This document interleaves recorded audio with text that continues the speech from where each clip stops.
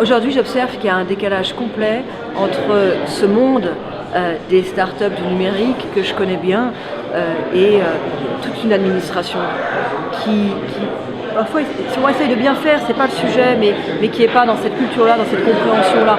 J'en parlais l'autre jour avec une start-up parisienne qui me disait on a vu arriver à l'inspection du travail, ils nous ont fait remarquer qu'il y avait des taches sur la moquette, il allait falloir fermer à cause des acariens, et puis après ils nous ont demandé si on avait prévu la provision pour les chèques vacances.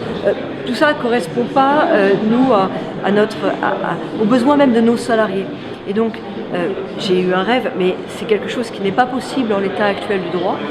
Mais je pense néanmoins que comme rêve, il faut garder pour voir comment on peut avancer dans cette direction-là, qui est de travailler de manière expérimentale à partir de pools d'entreprises, de la nouvelle économie pour refondre le droit du travail. Refondre le droit du travail, ça veut dire à certains, écoutez, vous avez le droit, de manière expérimentale, de déroger sur tels aspects qui correspondent manifestement pas à vos besoins. Regardez les jeunes entreprises, elles ne font pas les 35 heures, elles font énormément de télétravail, elles n'ont pas d'horaire fixe, mais en revanche, vous pourrez exprimer et construire un droit du travail qui lui répondra à vos besoins. Et je pense toujours à ces jeunes entrepreneurs qui, eux, très souvent, par exemple, se disent je voudrais travailler 3 ans et après prendre une année sabbatique. Et quelle sera ma protection pendant cette période-là?